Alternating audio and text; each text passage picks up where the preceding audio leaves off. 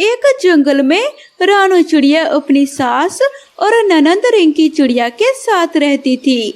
रानू चिड़िया गांव की सीधी सादी चिड़िया थी। वो अपने ससुराल में सभी की सेवा करती थी, लेकिन उसकी ननंद रिंकी हमेशा उससे चलती रहती थी। एक दिन उसका पति आकाश चिड़ा उसके लिए सुंदर से झुमके लेकर आता है। ये लो रानो, हमारी पहली एनिवर्सरी का तोहफा, जरा खोल कर तो देखो और बताओ तुम्हें कैसा लगा। अरे आकाश जी, ये झुमके तो बहुत सुंदर हैं, पर ये तो बहुत महंगे होंगे। आपने इतना खर्चा क्यों किया? कोई सस्ता सा गिफ्ट ले आते। रानो, तुम भी कैसी बातें कर रही हो? आज तक मैंने तुम्हें कुछ भी नहीं दिया है। चलो जल्दी से तैयार हो जाओ, आज हम बाहर चलकर खाना खाएंगे। अपने पति की बातें सुनकर रानो बहुत खुश हो जाती है और तैयार होने के लिए चली जाती है। रानो और आकाश चिड़े की बातें रिंकी चिड़िया चुपकर सुन रही थी। वो जल्दी जल्दी से अपनी माँ के पास जाती है और उसे बताती है, माँ तुम यहाँ बैठकर बस आराम करो। वहाँ भैया भाभी पर बहुत सारे पैसे लुटा रहे हैं। अगर ऐसा ही चलता रहा तो हम लोगों के लिए तो कुछ नहीं बचेगा। तू ये क्या नाप शनाप बोली जा रही है? क्या हुआ है तुझे आज, और इतने गुस्से में क्यों है? तुम्हें पता है माँ, भैया ने आज भाभी को महंगे वाले झुमके गिफ्ट किए हैं और वो दोनों खाना खाने के लिए बाहर जा रहे हैं। माँ किसी तरह रोको उन्हें, नहीं तो भैया तुम्हारे हाथ से निकल जाएंगे। अपने बेटी की बातें सुनकर रानू चिड़िया की सास परेशान हो जाती है और अपने बेटे बहू को बाहर जाने से रोकने के लिए उपाय सोचने लगती है। जैसे ही रानू चिड़िया और आकाश चिड़ा घर से बाहर जाने लगते हैं, रानू की सास जोर जोर से चिल्लाने लगती है, हाय रे मर गई, अब मैं मर गई, अब मैं नहीं बचूंगी। अपने सास के चिल्लाने की आवाज सुनकर रानू चिड़िया उसके पास जाती है और उससे पूछती है, क्या हुआ माँ जी, आप इस तरह से क्यों चिल्ला रही हो? तू देख नहीं रही है, मैं दर्द से तड़प रही हूँ और तुझे बाहर जाने की पड़ी है। माँ जी, आपकी तबीयत ठीक नहीं है, मैं कहीं नहीं जा रही हूँ, आप आराम कीजिए, मैं आपको अभी दवा देती हूँ। रानू की सास अपनी चाल में कामयाब हो जाती है। इस तरह कई दिन बीत जाते हैं। रानू की सास और रिंकी चिड़िया किसी भी तरह रानू चिड़िया को घर से बाहर निकालना चाहते थे। एक दिन रिंकी चिड़िया पेट दर्द का बहाना बनाती है और रानू से दवा मांगती है। जैसे ही रानू चिड़िया रिंकी चिड़िया को दवा देने लग जाती है, रानू की सास वहाँ आ जाती है और वो रानू के हाथ से दवा ले लेती है। अरे आकाश बेटा, कहाँ है? जल्दी इधर आ, देख तो तेरी पत्नी मेरी बेटी को जहर दे रही है। ये सब उसकी सास और ननंद की चाल थी। अपने माँ की आवाज सुनकर आकाश चिड़ा वहाँ आता है। रानू की सास झूठ मूठ का इल्जाम रानू पर लगा देती है। आकाश चिड़ा बिना कुछ सोचे समझे रानू चिड़िया पर गुस्सा करने लगता है और उसे घर से बाहर निकाल देता है। रानू अपनी किस्मत पर आंसू बहाती हुई वहाँ से चली जाती है। भटकते भटकते वो एक नदी के पास पहुँच जाती है। उसे जोरों की प्यास लगी थी। वो नदी के पानी से अपने प्यास बुझाती है। रात होने वाली है, अब मुझे अपने लिए सुरक्षित आसरा देखना होगा। मेरा पति मुझ पर यकीन नहीं करता, लेकिन एक ना एक दिन उसे अपनी गलती का एहसास होगा। मैं कभी उस घर में वापस नहीं जाऊंगी। तभी रानू चिड़िया की नजर जमीन पर पड़ी हुई घास पर जाती है। चिड़िया जल्दी से ढेर सारी हरी घास को जमा कर लेती है और एक सुंदर सा घास का घर बनाती है। बारिश भी शुरू हो गई थी और ऊपर से रानू चिड़िया ने एक अंडा भी दिया था। फिर ऐसे ही रानू चिड़िया बारिश के मौसम में अपने अंडे के साथ सुरक्षित हरी घास के घर में खुशी खुशी रहने लगती है। मौसम कैसा भी हो, मगर मामा चिड़िया को अपने बच्चों के लिए दाना लेने तो जाना ही था। गुड़िया बेटी, भाई का ध्यान रखना और खिड़की भी बंद कर लो, बारिश का पानी खिड़की से घर के अंदर आ रहा है। नहीं मम्मा, खिड़की खुली रहने दे, मैं खिड़की में बैठकर आपको जाते हुए देखूंगा।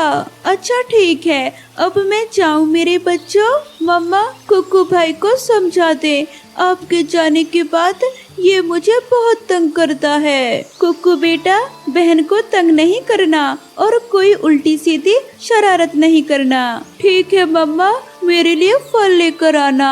कुक्कू भाई, देख नहीं रहे हो बाहर बारिश हो रही है और तुम फल मंगा रहे हो।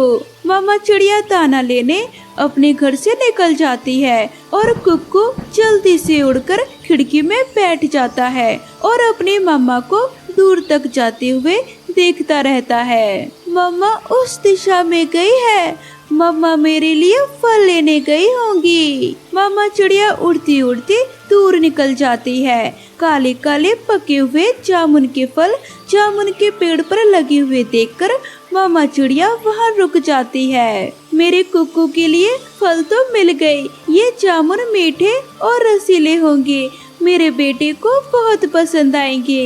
गौरी कौवी अपने घर की खिड़की से चिड़िया को जामुन के पेड़ पर बैठा हुआ देखकर अपने पति कालू से कहती है, कालू जी, कोई है हमारे जामुन के पेड़ पर, कोई है, जल्दी जाओ गौरी और भगाओ उसे, जो भी है। गौरी कौवी अपने घर से निकलती है। तुम चिड़िया, तुम यहाँ क्या कर रही हो? मैं अपने बच्चों के लिए फल लेने आई हूँ, मेरे बच्चे भूखे हैं, तो कहीं और जाकर अपने बच्चों के लिए फल ढूंढो, ये जामुन का पेड़ मेरा है, जाओ यहाँ से। मैंने तो अभी तक 2 जामुन ही तोड़े हैं, ये 2 जामुन भी यहाँ रखो और भागो यहाँ से। इस पेड़ पर इतने सारे जामुन हैं, अगर 2-4 जामुन मैं ले जाऊंगी तो क्या फर्क पड़ेगा? फर्क तो पड़ेगा, मैंने जो कहा है वो करो, ज्यादा चूचू करके ना सुनाओ। चिड़िया तोड़े हुए 2 जामुन रखती है और वहाँ से चली जाती है। बारिश में उड़ना आसान काम नहीं था, मगर एक माँ को अपने बच्चों की भूख मिटाने के लिए ये मुश्किल काम करना ही था। मामा चिड़िया एक केले के पेड़ के पास जाती है। उस पेड़ पर केले के फल लगे हुए थे। मामा चिड़िया केले के 2 फल तोड़ लेती है। हवा बहुत तेज हो जाती है। मामा चिड़िया जानती थी कि ऐसी हवा में वो उड़ नहीं सकती, इसलिए मामा चिड़िया केले पास में रखकर केले के पेड़ में छोटा सा सुराख कर लेती है और उस सुराख में छुपकर बैठ जाती है। कुक्कू भाई, मम्मा आई नहीं अभी तक? नहीं, मुझे तो दूर तक मम्मा दिखाई नहीं दे रही, मुझे भूख लगी है, अभी थोड़ी देर में मम्मा आ जाएगी और हमारे लिए दाना भी ले आएगी। गुड़िया बहन, मैं बाहर जाकर मम्मा को देखूं उन बड़े पेड़ों के पीछे। ना भाई, याद है ना मम्मा ने जाते हुए कहा था कि बाहर नहीं जाना, बाहर तेज बारिश है और ऐसी बारिश में उड़ना बच्चों का खेल नहीं है। बैठी बैठी चिड़िया का ध्यान अपने बच्चों की तरफ जाता है। अब हवा भी थोड़ी रुक चुकी थी। हवा तो रुक गई है, बारिश का क्या पता सारी रात रुके या ना रुके। मैं जाती हूँ, मैं केले के पत्ते से अपने लिए एक छाता बना लेती हूँ और उड़ती हूँ। ऐसा सोचकर मामा चिड़िया केले के पत्ते से अपने लिए एक छाता बना लेती है और उड़ती है। अब मामा चिड़िया बारिश के पानी से थोड़ा कम भीग रही थी। अपने घर की खिड़की में बैठा हुआ तोता चिड़िया को जाता हुआ देखकर चिड़िया को आवाज देता है, चिड़िया चिड़िया रुको रुको रुको चिड़िया। तोते भैया, क्या बात है? मुझे बहुत भूख लगी है, क्या तुम मुझे बताओगे कि तुम ये केले के फल कहाँ से लेकर आई हो? वो सामने बड़े पेड़ के पीछे घने जंगल में केले का एक पौधा है जिस पर और भी केले के फल लगे हुए हैं, आप वहाँ से जाकर ले सकते हो केले। अब मैं जाऊँ? मेरे बच्चे मेरा इंतजार कर रहे होंगे। चिड़िया धन्यवाद, मैं तो सुबह से ही घर में भूखा बैठा हुआ हूँ। फिर चिड़िया अपने घर की तरफ उड़ती है और तोता केले लेने चला जाता है।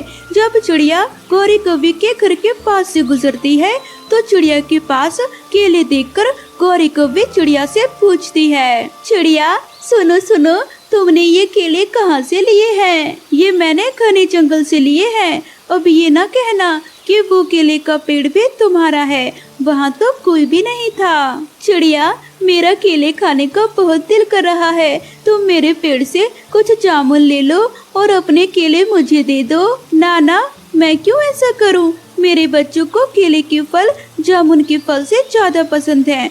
मैं तो अपने बच्चों के लिए केले ही लेकर जाऊंगी। चिड़िया मेरी बहन, मुझे बता दो तुमने ये केले कहाँ से लिए हैं? वो सामने बड़े पेड़ के पीछे घने जंगल से लिए हैं, तुम भी जाकर वहाँ से ले लो। चिड़िया अपने घर की तरफ जाती है और गौरी कौवी केले लेने निकल जाती है। मम्मा आ गई, मम्मा आ गई, मम्मा के पास केले के फल हैं। बाहर तो बहुत तेज बारिश है, मैं तो थक गई हूँ। मेरी प्यारी मम्मा, आपको कितने दुख सहने पड़ते हैं हमें पालने के लिए। नहीं बेटा, माँ बाप को अपने बच्चों के लिए काम करके खुशी होती है। तोते, मैं इतनी दूर से केले लेने आई हूँ, मगर तुमने सारे ही केले तोड़ लिए। ये पेड़ मेरा है, पहले मैं यहाँ आया था, इसलिए मैंने सारे केले तोड़ लिए। तोते, मुझे एक दो केले दे दो। ना, मैं क्यों दूं? तुम जाकर अपने जामुन के पेड़ से जामुन खाओ। मेरे तोते भाई, दो नहीं तो एक केला ही दे दो। फिर तोता गौरी को एक केला दे देता है, जिसे लेकर गौरी कौवी अपने घर भाग जाती है। चिड़िया के बच्चे मीठे मीठे केले खाकर बहुत खुश होते हैं और मीठी मीठी नींद सो जाते हैं। आज कुक्कू बहुत बेचैनी से अपनी मम्मा का इंतजार कर रहा था, क्योंकि आज उसकी मम्मा उसे वादा करके गई थी कि वो उसके लिए पिज्जा लेकर आएगी। कुक्कू को पिज्जा बहुत पसंद था। फिर कुछ देर बाद उसकी मम्मा आ जाती है और वो सच में अपने बेटे के लिए पिज्जा लेकर आई थी। थैंक यू मम्मा, आपने अपना वादा पूरा किया और आप मेरे लिए पिज्जा लेकर आई। फिर कुक्कू पिज्जा खाना शुरू करता है और उसकी मम्मा उसे पिज्जा खाते हुए प्यार से देख रही थी। मम्मा, आप भी खाए ना पिज्जा। नहीं बेटा, मुझे भूख नहीं है, मैं तो बाहर से पिज्जा खाकर आई हूँ, आप पेट भर कर खाएं। अब मैं अपने बेटे को महीने में एक बार पिज्जा लेकर दिया करूँगी। फिर कुक्कू पेट भर कर पिज्जा खाता है और सो जाता है। मामा चिड़िया अपने सोते हुए बेटे को बहुत प्यार से देख रही थी। चिड़िया का पति मर चुका था और वो अकेले ही अपने बेटे को पाल रही थी। वो मेहनत मजदूरी करती थी। वो हर रोज की मजदूरी में से थोड़े थोड़े पैसे बचा लेती और अपने बेटे के पसंद की चीजें लेके आती। ऐसे ही समय गुजरता रहा। अब उसका बेटा बड़ा हो चुका था और मामा चिड़िया अपने बेटे की शादी कर देती है। चिड़िया की बहू बहुत ही खड़ूस थी। वो अपनी सास को बिल्कुल भी पसंद नहीं करती थी। अपनी सास को खाने के लिए पूछना तो दूर, वो तो अपनी सास से बात तक न करती थी। समय के साथ साथ उसका बेटा भी बदल चुका था। वो भी अपनी माँ से रूठा रूठा रहता था। पति जी, मैं आपको आखिरी बार बता रही हूँ, अब मेरा आपकी माँ के साथ गुजारा नहीं हो सकता। अभी तो हमारा एक ही बेटा है, कल को एक और बच्चा आएगा तो इस छोटे से घर में हमारा कैसे गुजारा होगा। सोना, तुम तो जानती हो मेरी आमदनी इतनी नहीं है कि मैं हमारे लिए एक अलग घर ले सकूं, और मैं तो किराए का घर भी नहीं ले सकता। पति जी, हमें अलग घर लेने की क्या जरूरत है, मेरे पास एक उपाय है। बताओ सोना, क्या उपाय है तुम्हारे पास? वो ये है कि आप अपनी माँ को ओल्ड होम छोड़ाएं। वैसे भी अब सासू माँ बहुत बूढ़ी हो गई हैं। वहाँ उन जैसे और भी बहुत सारे पक्षी होंगे।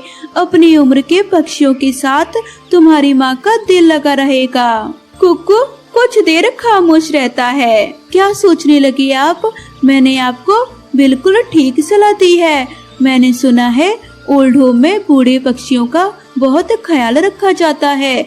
वहाँ सासू माँ बहुत खुश रहेंगी। फिर कुक्कू अपनी माँ को साथ लेकर ओल्ड होम चला जाता है। माँ, अब आप यहाँ रहेंगी। हमारा घर बहुत छोटा है, वहाँ पर मेरे बच्चे ही मुश्किल से रह सकते हैं। ओल्ड होम वाले आपका बहुत ख्याल रखेंगे। मैं भी आपसे समय समय पर मिलने आया करूँगा। ऐसे कहते हुए कुक्कू वहाँ से चला जाता है। मामा चिड़िया का दिल खून के आंसू रो रहा था। उसे ऐसा लग रहा था जैसे आज उसका दिल फट ही जाएगा। चिड़िया बहन, चले अंदर। आप जैसे बहुत सारे पक्षी हैं यहाँ पर। धीरे धीरे आपका दिल लग जाएगा। चिड़िया बहन, माँ बाप अपने छोटे घर में अपने बच्चे को पाल लेते हैं, लेकिन उसी छोटे घर में बच्चे अपने माँ बाप को नहीं रख सकते। फिर कुछ दिनों में चिड़िया वहाँ रहने वाले दूसरे पक्षियों के साथ घुल मिल जाती है। अब चिड़िया का ओल्ड होम में मन लग चुका था। उस ओल्ड होम में बूढ़े पक्षियों के करने के लिए बहुत से काम थे। चिड़िया वहाँ सिलाई का काम करती है और उसे जो पैसे मिलते हैं उन्हें अपने पास जमा करती रहती है। आज उसे अपने बेटे की बहुत याद आ रही थी।